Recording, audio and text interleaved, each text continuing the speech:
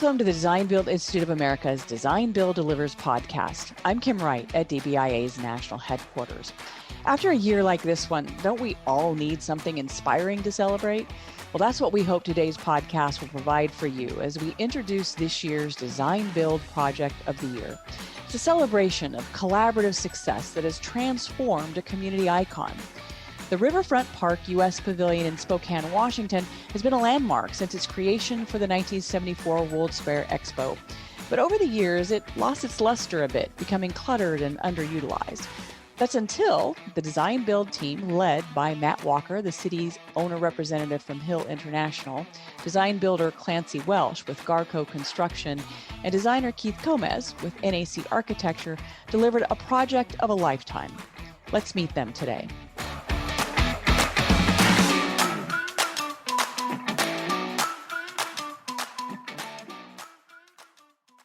Well, we are so glad to have DBIA's 2020 Project of the Year team with us today. For those of you who attended our awards ceremony in November, you've seen a little bit about this project, the Riverfront Park U.S. Pavilion. It's an impressive project in a million different ways, but we want to dig in and get some details from our project team. First off, thanks for you guys for joining us, and congratulations for really a well-deserved selection for Project of the Year. It was really, it's a terrific project, really. Thank you. Before we dig into the details, I want to know first, did you have any inkling when you took this on, let's say at the very, very beginning, that this was going to be that kind of project? Matt, do you want to take that first? Yeah, I did. It's such a unique project, with this pavilion structure and the opportunities it presented to us. In my heart, I thought this project is going to win an award. It's going to win national awards because it's just so unique and so had such a great potential to be an outstanding project that I thought for sure we were going to win an award. Keith? Yeah, this is one of those projects that does have all the potential, the community aspects, the history, all of those things that could make it an award winner, but it is one where it could go either way too. I mean, it was a challenge to make sure that we tipped the scales over to where it was one that was going to win a lot of awards. And again, that was a big part of the challenge and a big part of the reason that Design Build worked well for this project.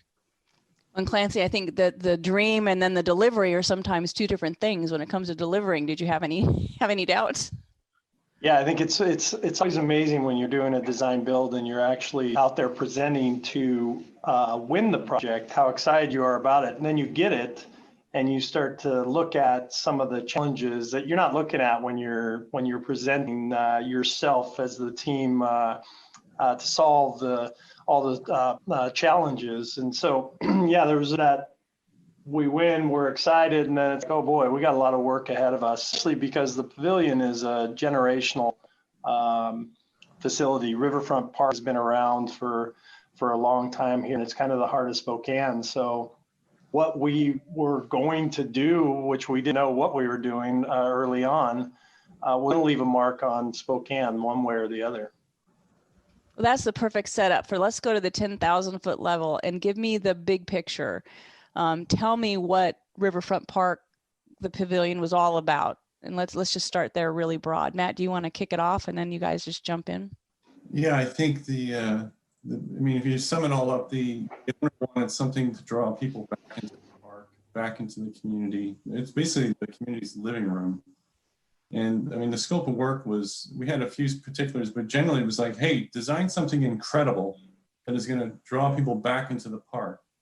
And that was kind of the charge of the build team. And when going through the procurement process, they did a fantastic job of coming up with ideas and comparisons between the Pavilion project and other projects around the world. And the selection committee was so excited with what this team had come up with. We were just on fire. They had an artist from France involved. And they called him one of their secret weapons. And he was in there presenting, and he was talking about the Pavilion. And so after the meeting, we're all like, hey, the Pavilion, we're talking with French accents. And they had a German cable net specialist, and he he talked with a German accent. So we were just really excited with what this team brought to the team, brought to the project. Because it is an icon. It was meant to be an icon for the city of Spokane, right? Yeah, oh, it's been an icon since 1974. You know, it was erected for the 1974 World's Fair by the federal government, and after the fair left, they gave it to the city, and it was, as I understand, it was supposed to be a temporary structure, but it, you know, it's still standing today. So. Right. Keith, how do you take something Yeah, that initially already, it would be torn down.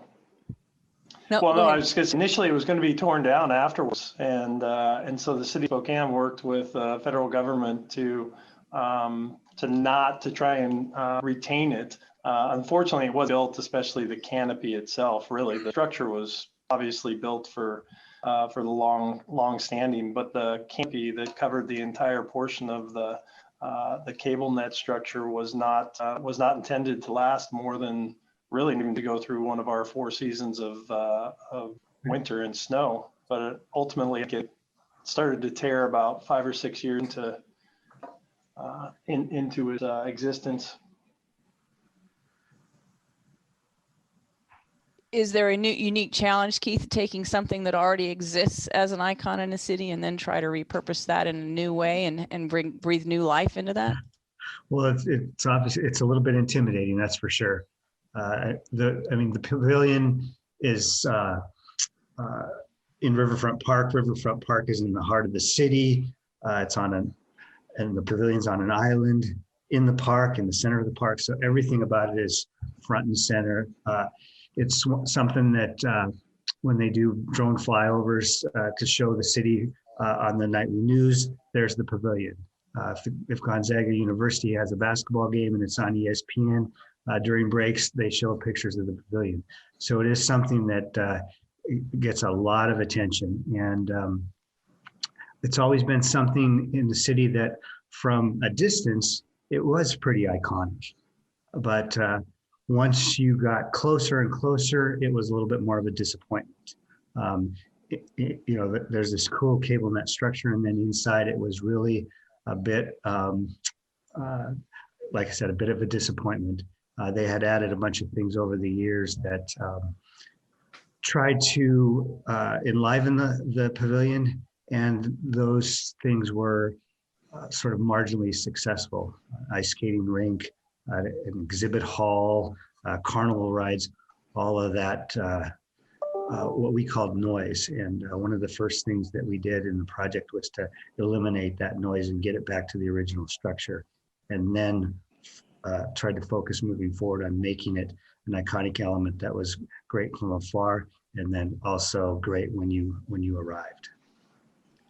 As you'd mentioned, the facility had pretty much lost a lot of its luster over the years, right? It wasn't even being used to its fullest extent. It seemed like every year they tried to bring some type of new physical attraction to bring you into the space, and it just continued to clutter. It was, started in 1974, an open grass kind of space. It was an amphitheater of sorts, and every year they added another piece, whether it was amusement piece, some type of small ride. Like Keith said, they put a ice rink in. Mini golf. They covered that with mini golf, all sorts of different aspects. And so it really just started to become where it really didn't have any type of identity anymore whatsoever. Yeah, and they also had the IMAX theater to the west side of the structure that took up space. And it was great just to clean it all out and let the glory of the structure be evident again. Really, it is a fantastic structure. And those the light blades were just the perfect answer for the controversy about providing a cover or not. I went back and looked through the master plan, and in most of the renderings, they did show a cover on the envisioned new pavilion. But during design, we got away from a cover, and we thought it was going to be better without a cover to allow for views and allow for green grass in the interior. and all those kinds of things. But we missed a little bit on what the public was how they were gonna react a no cover situation, and they reacted quite. How so? Yeah, there was a small, it seems like the minority had the larger voice, and there was a portion when we started to ramp this, when we started to show some of the visual aspects of not having a cover, where some of the older generations that remembered the cover really felt like that was what made it iconic, and expected that that's what we were going to do, is to restore it to its original structure and shape. And we looked at that, and Matt had said we had a structural engineer out of Germany that specializes in full net structures or cables, and the weight that we were going to put back on that and the condition of the cables with that weight was going to be a long-term maintenance problem for Spokane. And we were getting into the same situation that we were, and we were spend probably 50 to 75% of our budget just covering, just putting a cover back on. I think the other part of covering it is it really would have made it more like more like a building instead of a part of the park. And so once we were able to take the cover off and have it be open air, it meant that we could bring the landscape of the park inside the pavilion and really make it an integral part of Riverfront Park. And that was that was a very different direction from where the pavilion had been, with all the attractions that were added inside, and again with marginal success. And so the idea of taking those attractions out and letting the park sort of flow, be an integral part of the pavilion, was one of the big differences. And that took it took a little bit of convincing to have that be well received and seen as a success.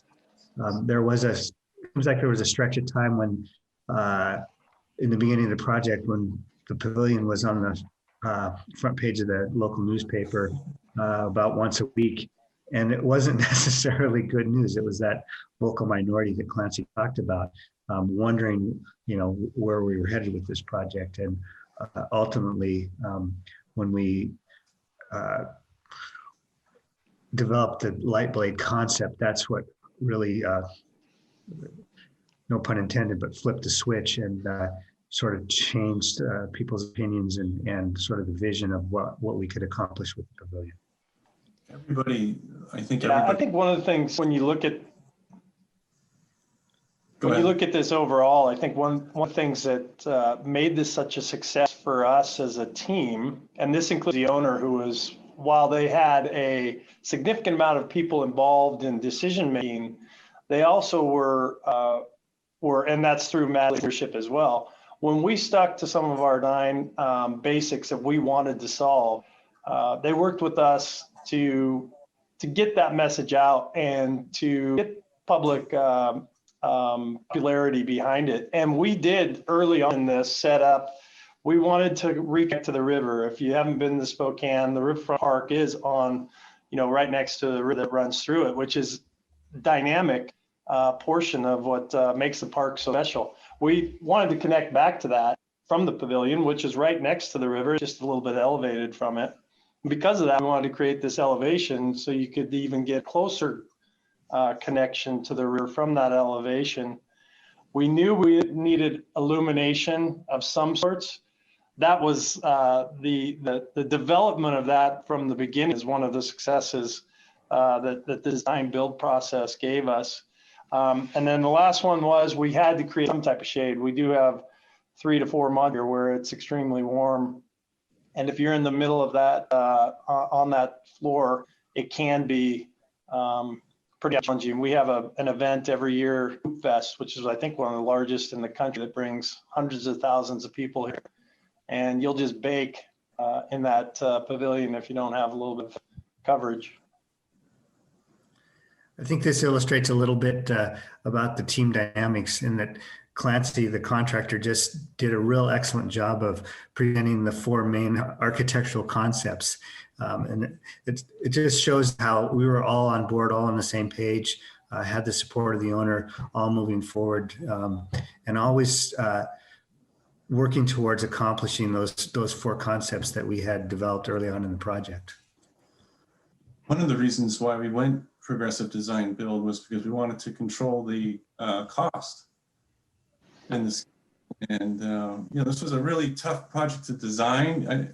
I think we all were saying during the project, we could never have done this if this was a design bid build, because to get the design far enough along for someone to bid it, it just wouldn't be possible. It was a real evolutionary process where we worked closely with the design build team, having them on board from the beginning, like, help us figure this out. We had to, it was really a lot of team effort to come up with what we came up with. And that was a significant point.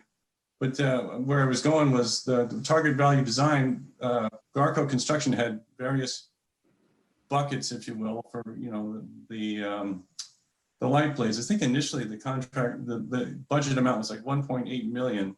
And once that was figured out and the design was done, you were able to take quite a bit of money out of that bucket and put it in another one. So we have these different buckets where we track the design versus cost throughout the project, and that helps keep us within budget overall.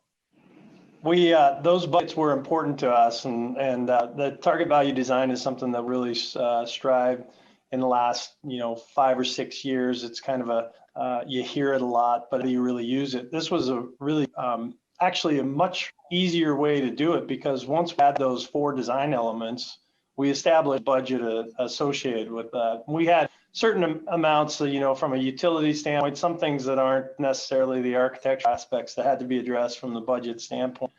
But once we established those budgets within those 4, the elevation, the connection to the river, which had a lot of the landscape aspects towards it, the shade and the illumination, we were able to move from one to the other. And like Matt said, actually we had a lot more money in shade, because we thought that we were going to have to shade more than we ended up having to.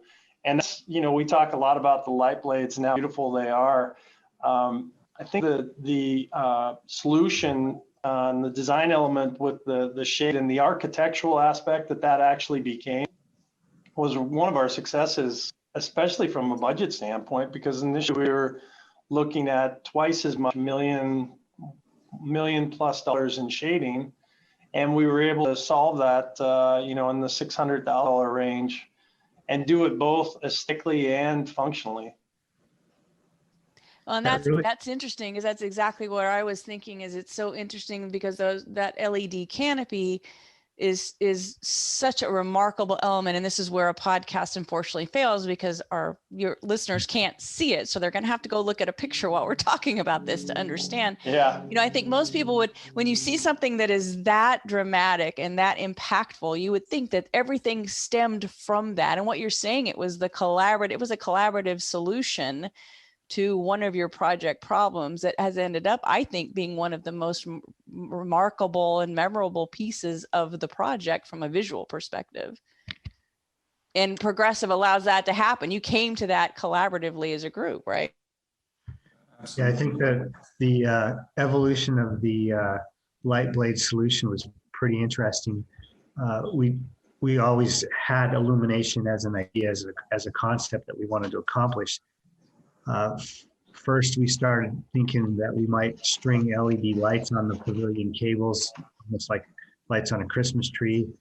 And that seemed like it was gaining some traction. And then we started looking at some more economical ideas of maybe just shining lights on the cables themselves, but they were really too small to have much of an impact if we were shining lights on them. And then we had the idea of putting up metal blades and shining on metal blades just to have a little more surface area to shine light on. And then one of our project architects, Rob Cuffle, did a little project in his garage and taped some LED lights on the edge of a piece of plexiglass. And that was where we started this, the concept that we ended up with the light blades and with the edge lit panels. And so there was a lot of sort of evolution of that concept. And then once it got out of Rob's garage to make that a reality, I think the first sort of mock-up that we designed was close to 50 pounds in weight. Probably would have taken down the cables if we had too much of it. But through the design build process and working with the various subcontractors, we were able to develop a prototype that was lightweight and pretty maintenance free. So a lot of evolution that just would have been very difficult to happen without the design build process.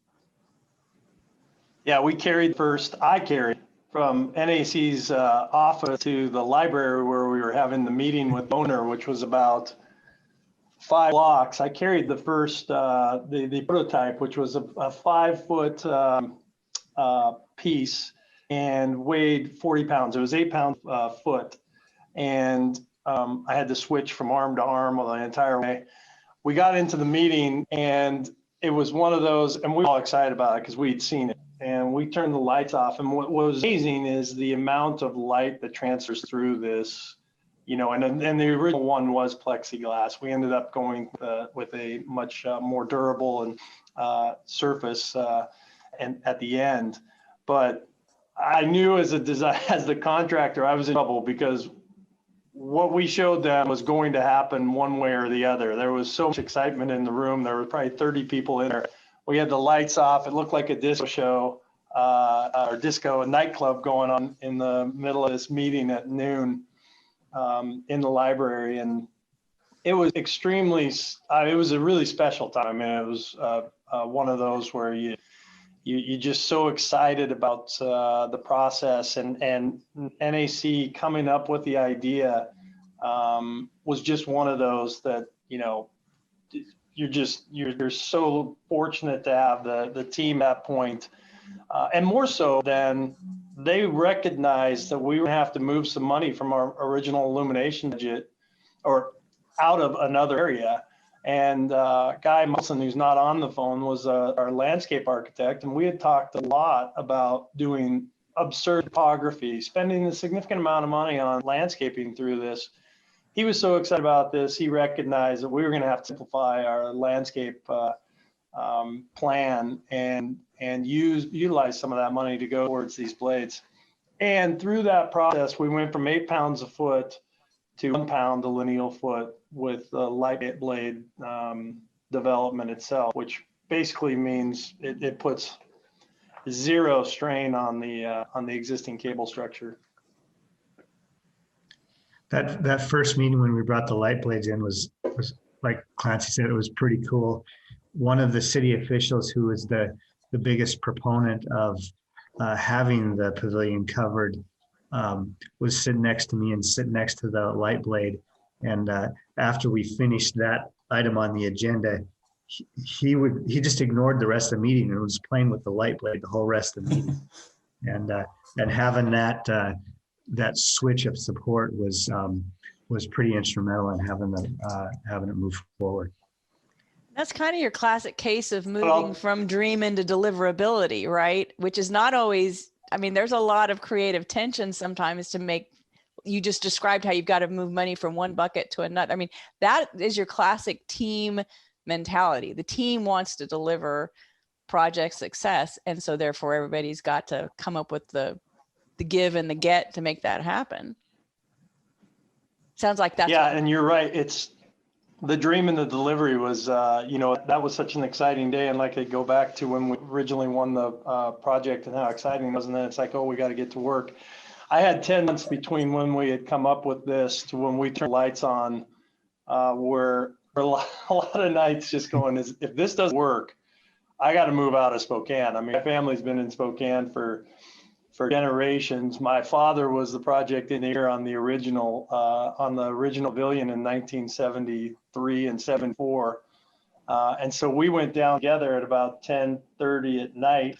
It was kind of the summer, so we had to wait till late to do the first, do some of the tests on it, which, you can't hide it in Spokane. When you turn it on, the city's going to see that you've got lights on this pavilion, and it was absolutely amazing. The thing just started to dance right away, and that the time when you kind of look back and you say, man, all this work from all of our team members really pays off. And there were a lot of us in there watching it. Well, that's an interesting idea too, because it gets back to the bigger picture concept of delivering projects and the impact they have on communities. This one, that measure is off the chart. Would you agree? Yeah, I think so. I mean, again, we were on the front page of the paper for some unsettling reasons in the beginning, but once the project was completed, there's been nothing but excitement and support for the project. It's been, some of the first events were super heavily used, and it was fun to sort of be a fly on the wall and listen to all the comments from people who were down there. Again, knowing the history and knowing the process that we've been through, it was real fun to hear the reactions of community members in Spokane. And some of those first events were just crazy with the number of people, and the light shows were amazing and a lot of fun. Even into the heart of winter, there were a couple outdoor events there where I lasted for about 45 minutes and then had to flee home because my hands were freezing. Unfortunately, this summer we haven't been able to. This last summer, hadn't been able to take advantage of this facility as much as we could have. But even through COVID, there's been a lot of people taking advantage of being outside and having enough room to move around and hang out in the pavilion and still take advantage of this centerpiece of Spokane. Yeah, I mean, I think the thing that's been kind of nice about it is that, like, you saw, events this summer when we were in the middle of the pandemic, where you had people social distancing, doing yoga outside on the main floor, on the main event, where you have all sorts of use during the day, people exercising, running up and down the elevated experience, running through, and so it still has served a significant amount of the purpose in which we intended for it to provide. And I think one of the things that we really worked with, especially because I think the owner kind of changed their tune halfway through the design process, that they wanted this to be also an event center of sorts, to be able to hold 5,000 people in it. And we hadn't originally intended that, but we wanted to make sure that it still served the purpose and transparency and the ability to just go grab lunch and sit underneath the canopies and enjoy it individually, and still have that event opportunity. And it's worked out, spectacularly. Yeah, I think Clancy's touched on another major challenge for the project. Literally, we had to change the scope, increase the power requirements, all this while finishing the design and constructing the project. And it was a big lift for the whole team, but we did it, and the outcome is spectacular. Were there other unforeseen conditions? I mean, there inevitably always are. What did you find when you first started working on the site that maybe you didn't anticipate that might have shifted your focus a little bit? I think one of the things about progressive design build, and this is, any situation where you get team members, contractors, and designers involved early, those unforeseen conditions don't become, they don't happen when you're starting construction, they happen early on. We knew that from progressive design build standpoint, a lot of those unforeseen conditions you see in a typical design bid build situation are solved before they become unforeseen conditions. And so we knew we had contaminated soil to the tune, if we moved all of the soil off site, we're talking about millions of dollars. Instead, we used that and encapsulated it with clean material on top of it. But that's how we got a lot of the topography that we developed within the pavilion itself. I think we ended up using 30,000 yards of material that we would have had to either, move contaminated material out and bring new soil in. And so that's not the beauty of this project, but it gave us the opportunity to spend more money on some things that were beautiful. When you look at this team overall, what do you think makes a difference between a team that performs well and does what needs to be done and a team like this that really did seem to excel in a lot of those key places that are absolutely vital, particularly to design build success, as far as innovation, collaboration, flexibility, not being rigid in your views? Tell me a little bit about this team overall. Well, I think we all knew each other. We'd worked professionally, knew each other even socially. That helped. But I think the biggest thing was we all knew the importance of this project, and we knew that there'd be humps and bumps along the road. But we are always focused on the project and doing what it took to make the project the best it could be. And with that in mind, it always helped us, get over those rough roads and get to the end, knowing that what we were doing was going to be a showpiece for Spokane, was going to be something that we'd have to we'd have to be the ones that would stand behind it and be able to sort of be proud of what we had produced as a team. Yeah, I think from my aspect, two big points. I think first of all, you have to check your ego at the door. You have to take off contractor hat, your owner hat, your architect hat, and really look at it through the lens of all of the team members. If your goal is just what role you play in it, you're not going to be successful from that standpoint. And then I think the other thing is, this is tough because Spokane is a smaller, close, tight-knit community. Like Keith says, we're not just business partners. We're friends in a lot of different ways. So holding each other accountable through the process is extremely important. You still have to be accountable for whether that's budget, whether that's time, whether that's the decision-making that aren't always easy decisions. You have to hold each other accountable through the process. And that includes Matt. Thanks. I think another important aspect was the owner, the Parks Department, and their program manager and their executive director. And we spent a lot of time working with the executive team, which was kind of a subset of the park board. They provided a lot of support, and they were going out of their way to try to find where they could add more money to this project.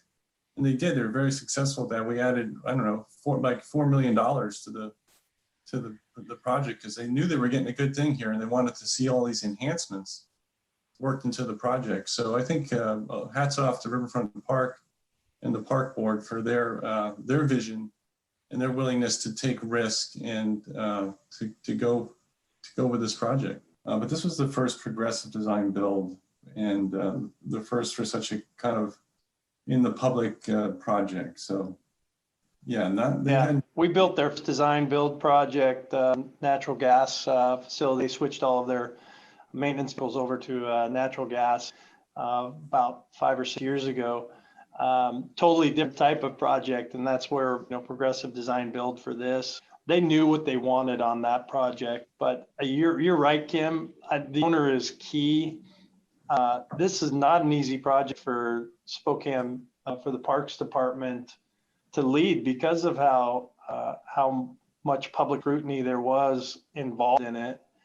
And they held their ground with the public. They supported us. They moved fluidly through the process. We changed from, as the development of the project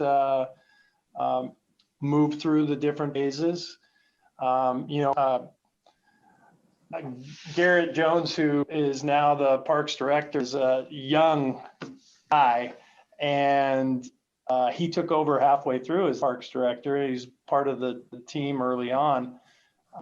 Amazing in bringing everybody together through the process and supporting us both publicly and privately through the process. They had the perfect amount of involvement without being too overbearing or not decision-making through the process. They did a great job. Yeah, I think like Clancy said, this was a project that sort of got everyone out of their comfort zones, even the owner. And on a project like this, if the owner couldn't get out of that comfort zone and didn't support the project, we wouldn't have gotten to where we arrived at with this solution. And so to have them support and even push us to develop, solutions that answered all their questions, met all their functional needs, and were enhancements beyond what I think we all imagined in the beginning. To do that without the real strong support of an owner that was willing to get out there, it just wouldn't happen without an owner like the Parks Department. Yeah, I think like Matt said, and said $4 million. They actually added $2 million originally for the increased scope as we were developing the different design elements. We came through with our first budget in early schematic design. We recognized that in order to meet what criteria that we really wanted to develop for each one of the design elements, we were $2 million over. Halfway through the design process, there was the opportunity to take an adjacent project that was really was going to impact us from a construction standpoint because of the sequencing right through our only access to the project. We worked as a team to actually add scope to the design build process and came under the budget of what the original design bid build amount was going to be, because it was basically the same team members except for us as the contractor. And so they're forward thinking to look at it and look at that opportunity to merge the projects that were next to each other. I think gave a significant benefit to everyone, to us and to them through that process. When you think about this project, let's say on your retirement day, where do you think this is going to rank as far as the projects that you'll remember? I'll start. I'd say for me, it's in many ways number one because of the teaming, because of the progressive design build, because it's right here in Spokane, in our kind of backyard or our living room. It's just a fantastic structure. I think the light blades are just amazing, and I'm just very proud to have been involved with the project in a small way. And it's a great project. It's pretty easy to say that when if you meet someone new and they say, "Hey, what do you do?" I'm an architect. Well, what kind of projects do you? It's very easy for me to say, "Well, I worked on the Pavilion," and immediately they know the project, and I got street cred because I worked on the Pavilion. And so it is something that as an architect, it's pretty easy to have this be one of the milestones in my career. Yeah, I think we've been very fortunate at Garco to do some of the McCarthy Athletic Center at Gonzaga University. So many of the schools that we've done with Keith over the years with NAC that are monumental. A lot of them restorations that look beautiful. This one's really special and up there because, like I said, my father, Tim, started our company just a few years after he had worked on this project. And so we've been part of this community for a long time. So I give him a little bit of flack that I had to renovate one of his facilities before he was even gone. So I don't know how the quality of the work that he did at that point, but to be part of that and through that process has really been amazing. I think the other thing makes this so special is this took a lot of us out of our comfort zone. We do buildings, we do a lot of things that we have a significant amount of expertise on. There are some unique aspects to it that none of us had really done, and the light blades, nobody's done. So we were really stretching ourselves through that process, and to see it come out and be such a success to the community, more so than us. I mean, it's just what the way Spokane has embraced it is really what makes it special, more so than saying that I was part of it. Just to get back to Spokane has been amazing. So it's right there at the top.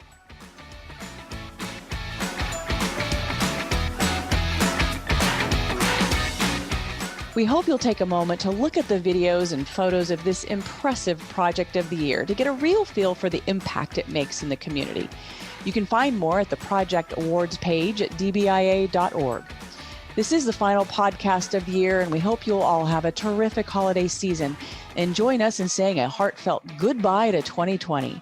Here's to a much, much better new year.